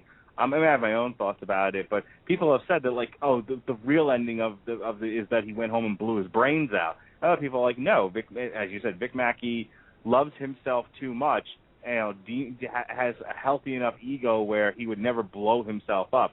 He smiles at the end of it. So other people have speculated, he thought at the end of the day, he was like, I got away with it, which I don't think is right either. I think what we've talked about is really the end of that story. He knows that his life is basically over, but he's living in a prison, essentially. He is serving a sentence, and that sentence is loneliness, regret, trauma, the whole, all of that stuff. But he will live with it. He doesn't kill himself. No, I'm with you. I don't think he went home and committed suicide, but to people who think that and to people who have speculated about that, I'm not going to sit here and say there's no way that could have happened and given you X, Y, and Z as to why it couldn't have happened. It's a legitimate line of thought and a legitimate hypothetical situation to go into if you're going to go into it. I mean, if you want some comedically off ones, look at what people thought happened at the end of The Sopranos. There are whole websites dedicated to what really happened, put really in quotes because the show just ended, people. And you get some odd stuff in there, but to fans who like to think about what went on after the series ended within that little universe, if you think Vic Mackey went home and blew his head off, I disagree, but I'm not going to say you're wrong. Let me put it that way. So, Mark, any final thoughts? Final thoughts. I'm not going to bring up anything you feel that we've missed? Well, we have not really talked about Dutch or Wims or whatever the cop's name was, who the subplots with him were surrounding his Christianity at war with his homosexuality, which I have no interest in talking about, and usually fast forwarded through his scenes. But I just want to say that probably my favorite character on the show. I legitimately enjoy detective stories and detective work. So naturally you'd like Claudette and Dutch because they do legitimate, honest detective work throughout the course of the season. They're the good cops. They're the moral center. They're the notion of a bunch of Vic Mackeys being on the police force is terrifying. The notion of a police force full of Claudette Wims is what it's supposed to be. Yep. First of all, I thought Dutch was a very interesting character. I thought he was a fun character. I like, and this tells you about how I'm wired, but I enjoy characters who are extraordinarily intelligent, who kind of can't keep me guessing, who figure stuff out. I like sort of the concept of like Sherlock Holmes, somebody his final scene in The Shield is, he's finally unleashed because he had been handcuffed for a while in terms of questioning people, and he's finally unleashed to do what he does best, which is interrogate, and solve crimes the old-fashioned way with, good old-fashioned detective work. He is the yin to Vic Mackey's yang. He is supposed to be what the job is about. So I always found his character fun and interesting. I have absolutely no thoughts about Claudette. She was sort of just, she was what she was. She was sort of the moral center of the whole thing, and she suffered. Well, you need an actual moral center in shows like this. Just if for no other reason than to somewhat remind people of this is right and wrong, and here's all these people who are way off base. Yeah, and a reminder that the job can be done legally without resorting to vigilante violence. But I enjoyed his character more because of the kinds of stuff that he did. He was sort of the super detective solving all kinds of crimes and stuff, and it was fun, and I enjoyed watching that. Well, he's obsessed with detective work. That's a big deal with him. He is constantly I forget it's in the second season, I think, where they stumble across the serial killer, and his big goal is now to catch the serial killer because that's what you catch the serial killer, and that's what books are written about. That's what he's. I have to imagine when he was a little kid playing cops and robbers, his fantasy went something like, "You've killed 30 people. I've been doggedly on your trail, and now I catch you." And that's kind of how it went. So when he actually got to track one, it was like the highlight of his life to that point. We saw him get into it and try different things, and eventually he does catch him. Can we talk about him killing the cat? Yes, he catches a couple who is they're a couple of sadistic sociopaths. They like to kidnap and torture women, and he brings the couple in for questioning. He believes that the woman is the submissive partner and that if he becomes aggressive and forceful, she'll crumble and reveal to him everything, and she does crumble, but doesn't reveal anything to him. I mean, the woman whose hand has been cut off is actually in the trunk of their car, which is in the police parking lot. And he meets with the husband of that later on. No, different husband. Yeah, I'm confusing them now, aren't I? Because he doesn't know. This is the actual serial killer that he catches. Or it's another one who comes to him and says, "I want to know why I do what I do." And Dutch says, "Yes, I can help you figure out why you do what you do." They spend an entire episode, all of Dutch is interacting with this serial killer. Oh, it's the cuddler rapist murderer, that's it. So I'm juxtaposing a bunch of his different cases because they're actually kind of interesting, but this person who kills elderly people is kind of his goal. And the killer himself says, killing is a selfish act to take someone's life, everything that they could do after that, just so you could feel that thing that I feel when I do it, and it just old people made more sense because they have less life to live, and Dutch is trying to convince him that he's an organized sociopath. He is. And the guy keeps telling him, "I'm not just a type," and Dutch has no personal answer for that. And, of course, the correct response is, yes, you are just a type. You're more than just a type, true, but at your core you are just an organized sociopath, and you just can't, and you're like all serial killers who have to pretend they're more than there are.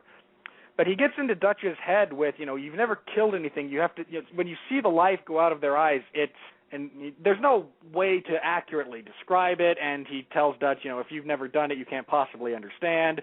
Dutch actually can't help him based on what that guy says. So he goes home and he strangles this stray cat so that he can watch the life drain out of it so that he can understand what serial killers might get out of it. Yep. And it's he kills a cat so he knows thing. what it's like to kill. It's the oddest thing a little bit because he's kind of been feeding that cat and it's been keeping him up at night, and he strangles it and the cat kind of fights back, of course. And it's odd because the whole incident is almost never referenced again. I mean, like the next episode, Claudette asked him, "So is that cat still keeping you up at night?" No, I killed it. But it's weird because you'd think something like that would have greater implications, and you only get a couple of glimpses of it because he tries to use – there's a couple of times when Claudette is lead detective on something and he tries to maybe put a different spin on it, and if she thinks she's right, she'll tell him, no, don't overcomplicate things. Sometimes, when you hear hoofbeats, 9 times out of 10 it's horses. Very rarely will it actually be zebras. And sometimes a sorry cigar if I stole your is thunder just a cigar. No. I've cut you off so many times in this episode that I was like, let me actually let the guy talk. I thought it was a very real moment for him. Like I said, I've already gushed about his character. There's throughout the course of 7 seasons, he does a whole hell of a lot. And I don't know what other people thought of him, but all I can say is I always thought. Here's actually what I wanted to say about him. I always found the subplots involving him to be interesting, whether it was him dating Corinne or him dating another person involved in a case or just the actual cases themselves. He was he's also, just to tell you that nothing changed from high school or junior high. He's considered Vic Mackey is the jock, he's the nerd. And so Vic Mackey and him are antagonists of one another, and so I enjoyed watching that sort of interplay. And it's one of those, I guess it's kind of rare, if only because there are certain characters on shows whose subplots I could not give a shit less about. And when I watch them in repeats, I tend to fast forward through. Breaking Bad, just kind of taking this back to Breaking Bad for a moment, anything involving Hank, for example. A lot of the stuff involving Skylar and the affair that she has. I was like, I just don't care. Get back to making meth, Like, I remember one season where they dealt a lot with his cancer and stuff, and I was just like, did they ever make meth on this show? Is this ever going to happen? I actually liked the season where they dealt a lot with his cancer, and he thinks he decides it's a good idea to look at the MRI scan without a doctor present, with just a technician, and he sees the big white splotch on his chest and thinks, oh crap, that's the tumor. So he then sacrifices a bunch of time and energy to go out in the middle of the desert and cook the rest of the methylamine that he has so he can make a bunch of meth. Gets back, and the doctor tells him, no, this is just some inflammation. We'll put you on these pills. It'll go down. Your tumors have actually shrunk by 80%. And I just got a kick out of that whole thing. And then he goes into the bathroom and punches a stainless steel dispenser of some kind repeatedly because it's almost like that, why did I make such a stupid choice? So that's really all I wanted to say about his character in particular.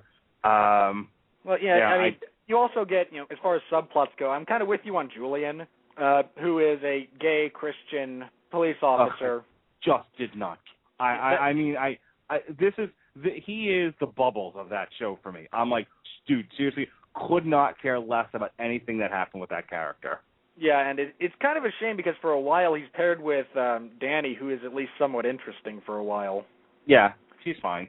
Yeah, when she and Julian are on the screen together, it's tolerable. When he's on his own, it's please go away. Your deep interpersonal your deep moral conflict about being gay and a Christian at the same time is not contributing anything to any at this point. And look, the people listening to the show, like, oh, Radulich, you homophobe. How could you just be dismissive of Julian and his, internal struggle with homosexuality? I'm not saying they shouldn't have put it in the show. It was done poorly. The thing of it was I don't want to speak on that because, like I said, it was one of those things where I would just tune out. Julian comes on the screen and I'm doing something else. I'm with you, and it's not that it's not an interesting topic to be examined. It didn't contribute, I felt at least, to the show in any real way, other than to perpetuate the, hey, wait, this is really just a giant high school. Yeah, and, you might like boys, now we all have to mock you. I guess what I'm trying to say is for anybody who finds somebody struggling with their homosexuality and their religion and, and where they fit between the two, God bless you. I'm sure that makes for very interesting television. I don't care, personally. I also didn't care about Walt's cancer. So, I was much more interested in his decision to make meth and all of that entailed and him getting involved with various Latino drug lords. I did not care about his cancer, and I still don't. So, I mean, again, don't know what that says about me, but, when you watch these shows, there were parts of, with the ensemble cast that was in Oz, there were certain plot lines there were still things you didn't care about. Yeah, there were still things I was like, I just don't give a shit about this. And we're all kind of wired differently when it comes to that. And so things that are going to be interesting to Robert Winfree are not going to be interesting to Mark Radulich and vice versa. That doesn't make them bad. Everybody else liked Bubbles, and you couldn't stand him because you deal with drug addicts on a regular basis. So why would I want to watch a television show about one? People who don't have that mindset. They glorified Bubbles him. is awesome. That was the problem. They glorified him. They made him. But here's the thing, because I know you and Samer sort of talked about this to a degree on the Dexter podcast, which was very well done, by the way. Thank you. Let me say this. I've met heroin users. They're not that charismatic, okay? No, they're not. They're just not that interesting of people. And so that was my big objection to Bubbles. It was they made him a very charismatic character. Of course everyone loved Bubbles. He's awesome. But for me, it's just not believable because I've met actual heroin users. They're not that cool. Like you said, just because we have, people with different tastes, just because you think something's different or you enjoy something that I don't, oh no, that doesn't make us mortal enemies because you're Jewish and I'm not, or because I don't want to go too far into that line of thought but look, Pat Mullen and I, let's just say it this way, we have very different philosophies about what we enjoy in the world of professional wrestling. That doesn't mean I don't like him. It doesn't mean I don't enjoy talking with him about a variety of topics. I've even talked about, we even discuss pro wrestling and our differences. Just because someone's different or they think differently doesn't make them evil or the enemy. This goes out to everyone about 90% of everything. Thinking differently does not make you the enemy. It does not make you evil, and you should not be damned to the pit of hell unless you like Ben Stiller, in which case God have mercy on your soul. There are certain people who write for 411 who I'm fighting the urge to make a joke about, considering what you just said. So why don't we just get to the end of this podcast? Yeah. No, I know hear that. But, I like being moderate and kind of in the middle on things like that. But I also like being the contrarian at times. If I meet someone who I agree with too much, I like pointing out the opposite argument just to make them think about it. Mm-hmm. So for example, when I host the 411 Ground and Pound show, I get to be in the middle because you have Pat and Jeff, who both have very valid points of view, and they just frequently they are opposed to each other. They have differing points of view. Neither one is necessarily wrong. They're just different, and I get to play the middle. If I'm on there just with Pat, I might play devil's advocate, so to speak, a little more, just to point out the opposite method of thinking. And you get to deal with that when you host when all three of us are on. So I'm mostly drunk, so it's 9 o'clock at night. It's 9 o'clock at night. My kid's to bed, and I know one of you is going to start yelling at me, so I just drink a lot. I don't think I've yelled at you yet. I'm joking. I'm making fun. I'm having fun. Yes. Well, so now I'll have to yell at you at some point. You can be accurate about that. All right, Mark. Just do me a favor. Just do me a favor. When you do it, just say, "Pardon my French, but you're an asshole," and then say whatever it is you have to say. My family. I could say that in hearing of my whole family. Every one of us, down to my 12-year-old brother, would get the joke. All right. And he just asked. He just said, "What would I get if I quote Cameron? If I quote Cameron on a podcast and say, 'Pardon my French, but you're an asshole.'" They were only very recently introduced to Ferris Bueller because it turned out they hadn't seen it. So it streams on Netflix. We fixed that problem right quick. I wish I could remember the whole thing, but there's a Bloom County comic strip where one of the characters calls the other one a communist and a homosexual, which is where I got that from. That's the other one that I'll look at. All right, fair enough. Well, this has been an absolute pleasure. I love having you on these. I love all my guests. I've never had a guest on this show that I've thought, man, that was a waste of time. So, hasn't happened yet. So, look, anybody out there, I've made this offer to the 411 staff. if you're interested, hit me up on Twitter or the staff forums, which we have. They're a secret. But feel free to contact me, and if you have a topic you want to discuss, I'm happy to give everybody I'll put anybody on once, at least once. And if you suck, it may be your only time, or if I find the atmosphere difficult to deal with it, it'll only be once, but everybody will get at least a fair shot. Do promise that. So, Mark, what do you got this week? Okay, I plan to be on this weekend's 401 Ground and Pound radio show.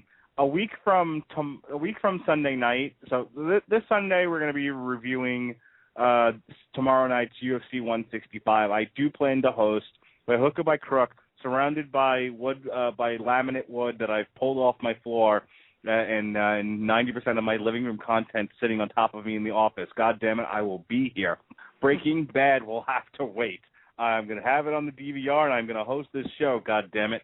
But the one that follows it, just a quick announcement, the 29th, that show will be at its old start time of 11 a.m. Eastern Standard Time. So if you West Coast and Mountain people, you're just going to have to get up with the roosters. Because at night, at our usually scheduled time, is Breaking Bad, and then after that, about 10 o'clock-ish, will be the post-series finale discussion. So yeah, I had to swap time. So just be aware of that. Robert Cooper and I just completed another Metal Hammer of Doom podcast where we looked at a bunch of members from Sabaton have left the group and formed their own called Civil War. Yeah, well, if you like Sabaton, you'll like Civil War and their album The Killer Angels. We reviewed it Tuesday night, and Robert Cooper begged and pleaded, offered to do me favors. I won't tell you what kind. If I put off my my hiatus until after October 1st, so the very last Tuesday night podcast for until November will be October 1st. It'll be a Metal Hammer of Doom, and I told him that if you're going to make me put off my hiatus, then I was going to make you listen to the new Ministry album, which is fucking terrible. So, and I'm a huge Ministry fan. I go way back to With Sympathy and the techno days. I love me some Ministry. This is about the third or fourth farewell album they've done, and I'm starting to think that the man can't write a decent album so long as there isn't a Bush in the White House. So, yeah, From Fear to Eternity, suck diddly yucked, and we're going to talk about how much how terrible it is, because we've come to realize that the Metal Hammer of Doom podcast is only good if one of us hates an album. So we're going to do From Fear to Eternity. You guys agreeing the whole time is no fun. No, that's what we've come to realize. So a week from this Tuesday will be the last Metal Hammer of Doom podcast until November, and that'll be October 1st. This Tuesday coming up is the second half of the Rambo podcast, and then I'm handing the reins over to Sean Calmer and Robert Winfree as they take you into Hellraiser, which you need to remind Sean Winfree that every episode needs to be preceded by the techno song that I sent him called Hellraiser, and if I need to repost it on Facebook, I will. In fact, I'll do that anyway. But I want every podcast to start with this techno song called Hellraiser. Okay, that's my only request. So we're gonna finish up Rambo. At least and then one we'll start with. I'll promise you at least one. one, but I don't like techno music, so I might rebel. This is it's like techno industrial. You'll like it. It'll be fine. Just ask me. I know. So yeah, clearly. So like I said, Rambo this Tuesday, and then we're done until November, which we were supposed to do in August, but we've had to push it off. Is when we're hopefully going to start the Aliens and Predator series, and then we'll be into we'll be into Die Hard. Can I be on for those? Possibly. We were supposed to bring on one of his friends who's supposed to be an expert on the subject. Hey, look, if you got somebody better than me, fine and dandy. If you need need someone to step in or for whatnot, I love all of those movies. As do I, especially the Alien ones. Besides that, the newest member of the Radulich and Broadcasting family are the Casual Heroes. I guest on their MMA and their wrestling podcast. So you'll find the last two WrestleCasts that Casual Heroes put out.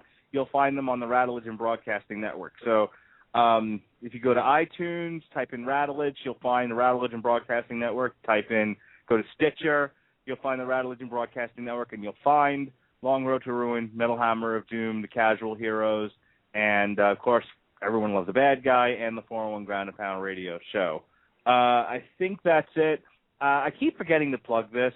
Every Thursday, for the most part, is from FromTheRightRadio.com is The Right Hook. Essentially, it's an hour of me reading the internet and John and I making jokes and occasionally a salient point. Hey, sounds awesome.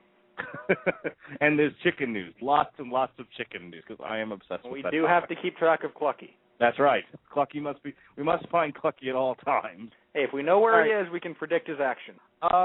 My wife and I both thank you for having me on this show, because she really doesn't need to listen to me talk about awesome television shows that she'll never watch incessantly. So she's happy that I have you providing me an outlet. Hey, anytime. I'm always happy to have you on. Thank you, sir.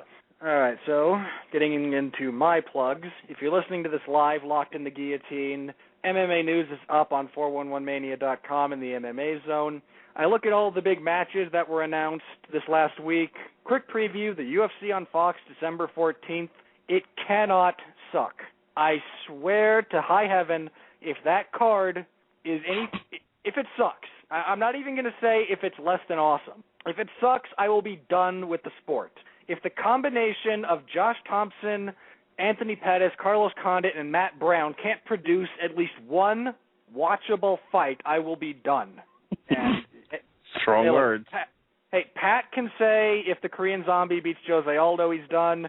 If those four guys, if one fight out of those two at the top can't be watchable, I'm not even going to say awesome all-time classic. If I can't at least watch it and enjoy it, there's something wrong, not just with the product, but with me personally, and I might have to take a hiatus from MMA. But I also break down the UFC 165 card this Saturday, tomorrow if you're listening live, or recorded immediately thereafter. I will have the coverage for 411 Mania, so if you can't watch for one reason or another and have to follow along via the internet, 411 Mania will have you covered. I will have round-by-round coverage as well as funny witticisms here and there about James Head needing a nickname, probably. And let's see, this Sunday I will be on the 411 Ground and Pound show. If my guest here, Mr. Radulich, has to drop out again, I'll be hosting. If not, I'll just be on there to make acute and astoundingly accurate observations, which is my normal job. I'm on unless I'm dead. I'm not going to miss 3 shows in a row. I've hosted the last 2. I don't mind hosting in the future. I'm just giving you a hard time, Mark. Let's see, what else do I have? Next week, probably the same time, Friday at 7 seems to be working out pretty good. I will have the last show leading up to the finale of Breaking Bad. I'm debating how to do it. I do want to talk about 24 because I love the show. So I do want to talk about that, but there's a lot of other shows that I know I haven't touched on, so there's a good chance that I'll institute some kind of a call-in, so if you wish to discuss someone that I've left off, or if you just wish to curse at me, you won't get very far, but if you wish to, you can call up and you can do so. But next Friday will be the finale of the countdown to Breaking Bad, and then the next week we'll be looking back at Breaking Bad because I love the show, and then into the month of October, Everyone Loves a Bad Guy will be doing focused conveniently enough for Halloween, I'm going to look at horror movie bad guys, and I believe I have Sean Comer lined up for pretty much all of them at this point, so we'll see how that goes. I will be guest spotting on Long Road to Ruin this October, as Mark mentioned, talking about Hellraiser with Sean Comer. Should be a good time. And, of course, next Friday, Locked in the Guillotine will be back because it's there every week on Friday, folks. Great part of Friday, my weekly column. You should all check it out. And that's all my plugs. That's all your plugs, right, Mark? You forgot something? Indeed. Nope, all right. I'm good. So, for Mr. Radulich, who hosts a lot of podcasts and is generally awesome for letting me be on his network, I am Robert Winfree. I am your host. And I will say again, remember, folks, bad guys make good things sweeter. You can't have light without darkness. I'll see you next time. So say good night to the bad guy.